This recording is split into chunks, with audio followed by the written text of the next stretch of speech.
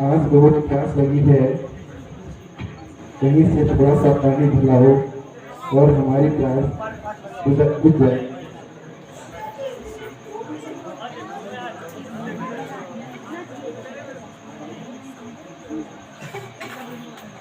हाँ बेटा, हमारी प्यास इसे जान निकल जा रही है। यदि थोड़ा सा पानी पिला सकते हो तो हमारी जान बच जाएगी।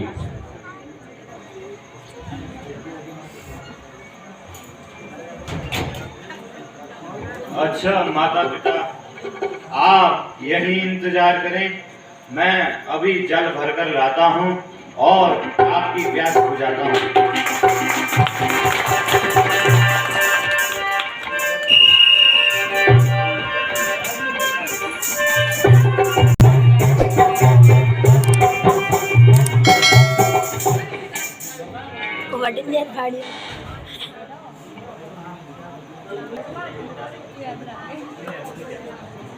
आह, क्या घना जंगल है और चिड़ियों की चहचहाट से मन को पुलकित कर रहा है।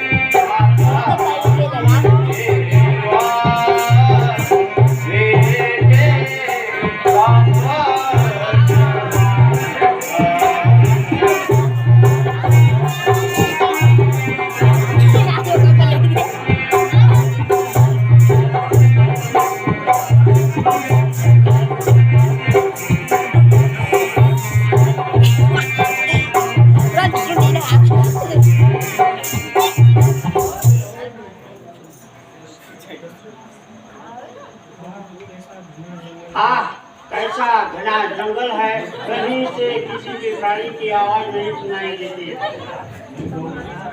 मंत्री जी सुनो तो, यह कैसे आवाज लगती है, सुनाई दे रही है। महाराज, लगता है कोई जालिम हाथी पानी पी रहा है और ये आवाज इधर ही लग रही है।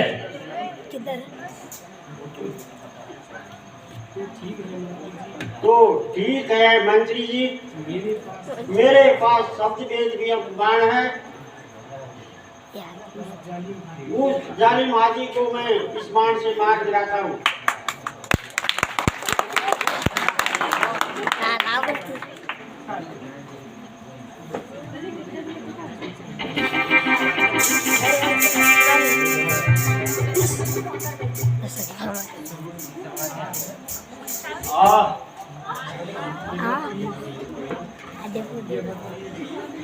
यह तीर किस जालिम ने छुप कर चलाया है?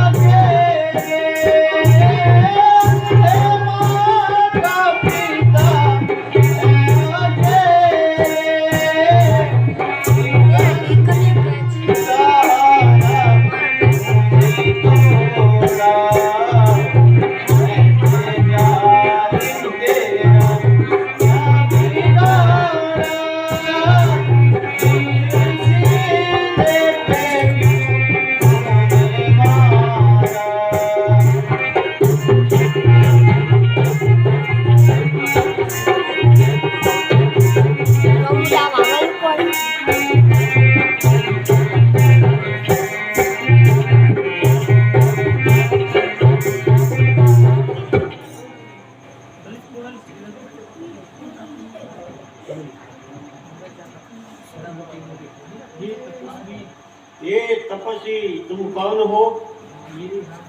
मेरे हाथ से यह गुनाह हुआ है। मैं अयोध्या का राजा दशरथ हूँ, मुझे क्षमा कर दो।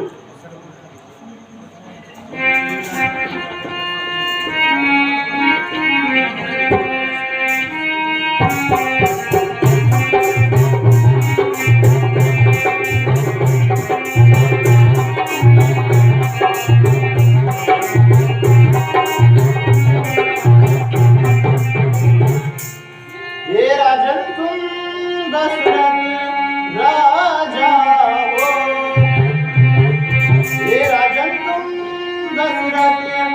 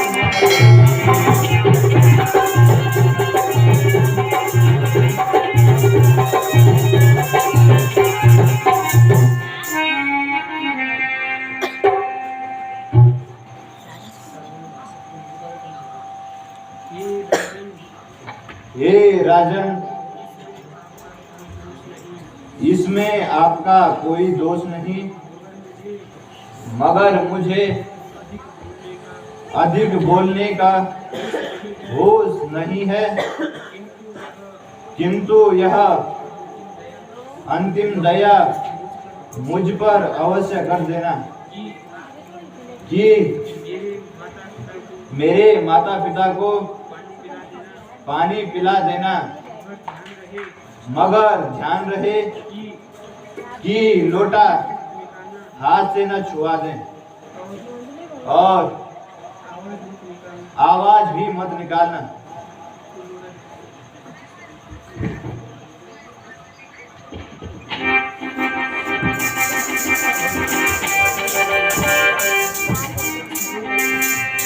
हाय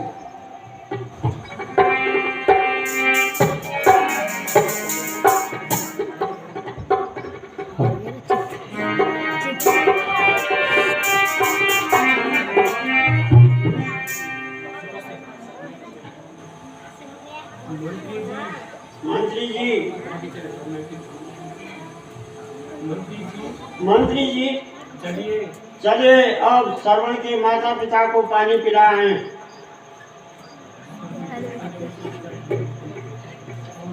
और श्रवण का अंतिम संस्कार किया जाए।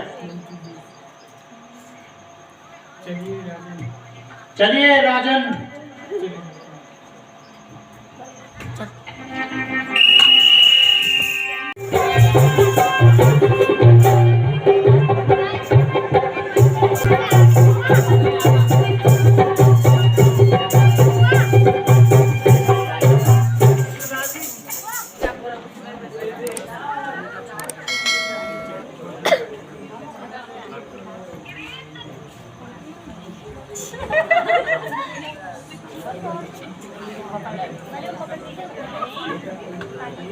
बेटा तुम आ गए।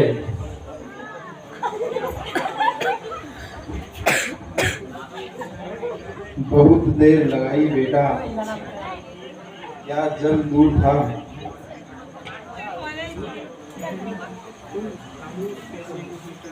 तुम खामोश क्यों हो बेटा,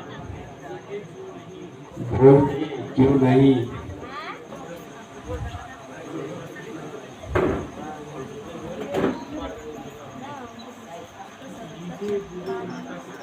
लीजिए बूढ़े माता पिता जल ग्रहण कीजिए। ये तो श्रवण की आवाज नहीं लग रही है, तुम कौन हो, हमें सच सच बताओ। बूढ़े माता पिता मैं अयोध्या का राजा दशरथ हूँ। आपका श्रवण मेरे हाथों से शिकार में मारा गया। हाय हाय, क्या कहा, श्रवण मारा गया। ये बूढ़े माता पिता श्रवण मर चुका है, किंतु मैं आपकी सेवा श्रवण से अधिक करूंगा। हम श्रवण के बिना एक पल नहीं रह सकते। राजन,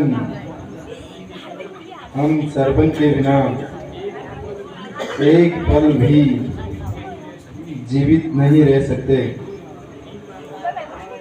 हाय हाय श्रवण, हाय श्रवण, हाय श्रवण।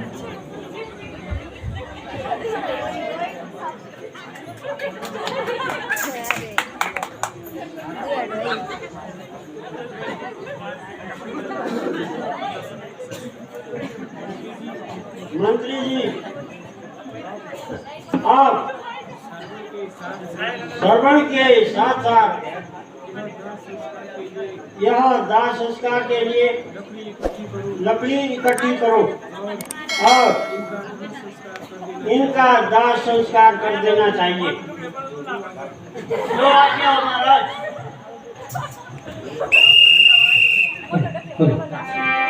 हेलो हेलो जी।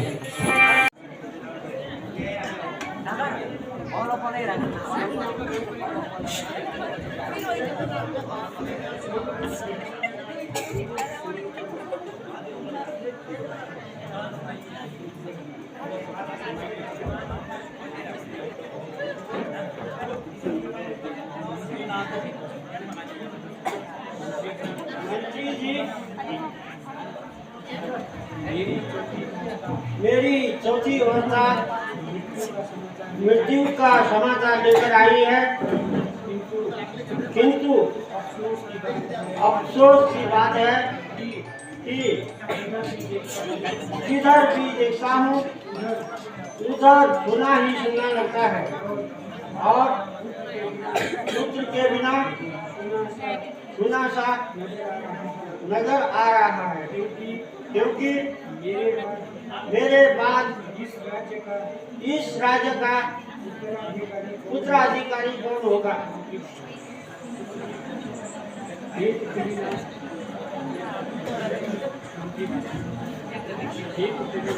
हे पृथ्वीनाथ, घबराइए नहीं।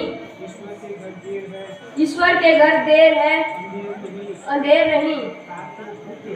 आपको पुत्र अवश्य उत्पन्न होगा।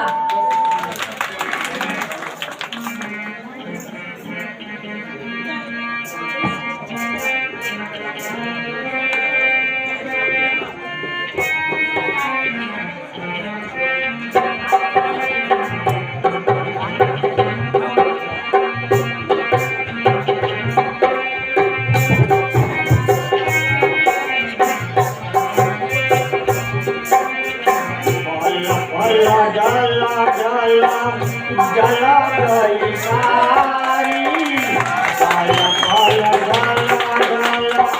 जला गई सारी दुनिया हे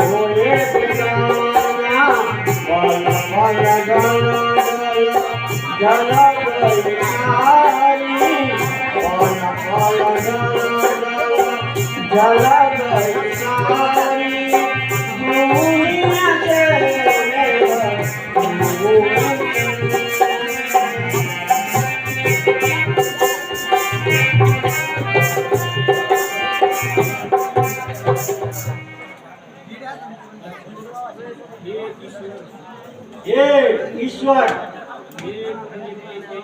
मेरे भाग्य में यही लिखा था कि मैं इस संसार से बिना संतान के ही निराश जाऊं।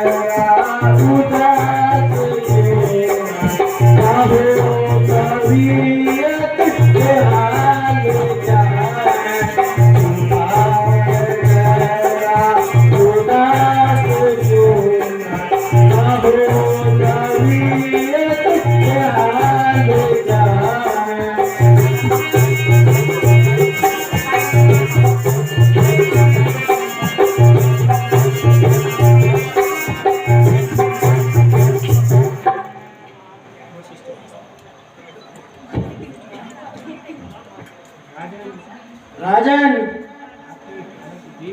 आपके हालत देखकर सभी के दिल बैठ जा रहे हैं।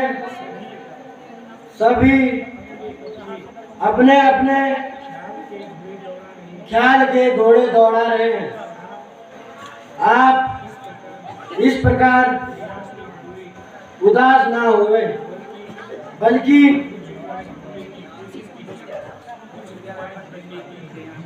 कुछ उपाय ढूंढने की कोशिश कीजिए।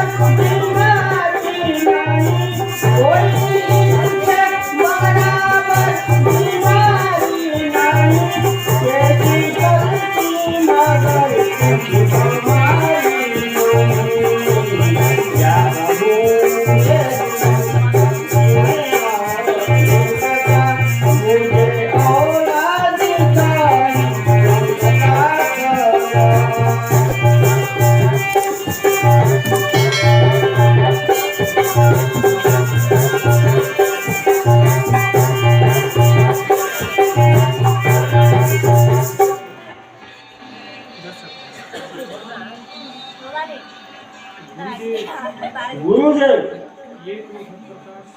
ये तो हर प्रकार से ईश्वर की कृपा है। 7 राज्य खुशहाल और खुशी है, किंतु संतान के बिना मुझे सारा ऐश्वर्य सांप की तरह काटने लगता है। अब इस राज्य में आता है, अब कौन उत्तराधिकारी होगा?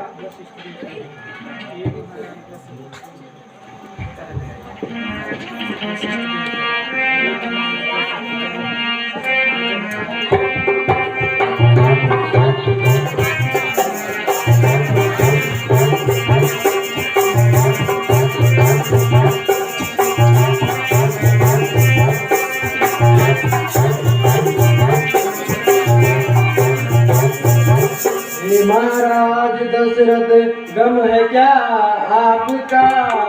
महाराज दशरथ क्या गम है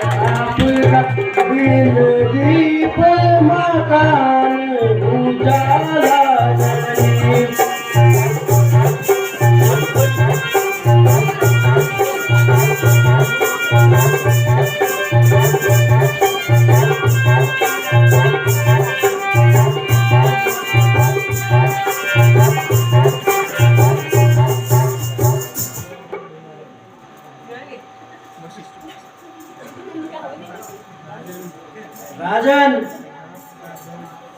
आपका गम सचमुच सत्य है, क्योंकि वह घर नहीं सुनसान है जिस घर में कोई खेलता हुआ बच्चा नहीं दिखाई देता है। इसलिए आप श्रृंगी ऋषि को बुलाइए और पुत्र यष्टि यज्ञ करवाएं। आपको अवश्य पुत्र प्राप्त होगा। मंत्री जी, आप अभी जाकर श्रृंगी ऋषि को बुला कर ले आओ।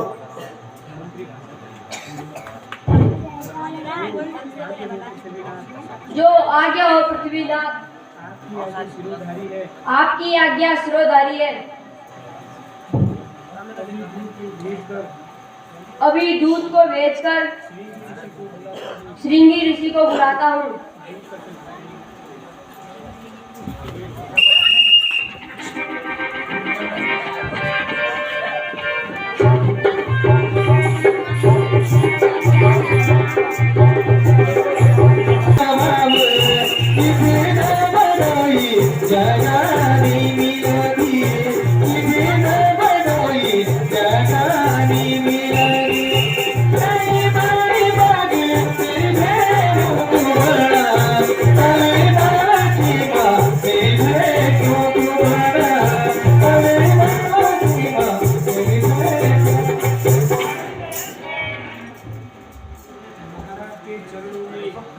महाराज के चरणों में मेरा दंडवत प्रणाम।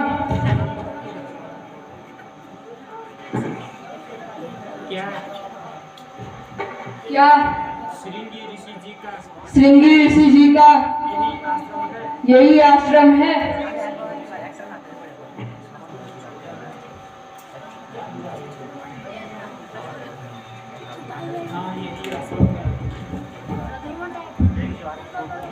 हाँ, यही आश्रम है। कहिए आप कौन हैं? महाराज, अवध नरेश, महाराज दशरथ का दूत हूँ। आपकी सेवा में आया हूँ। कहिए, आसन ग्रहण कीजिए। कहिए क्या काम है? मुनिवर, आपको महाराज दशरथ के वंश का प्रज्वल करने के लिए अयोध्या चलना है। सूर्य वंश में महाराज दशरथ के द्वारा राज्य को संभालने वाला आगे कोई नहीं है। आपको पुत्र यज्ञ करवाना है। क्या महाराज दशरथ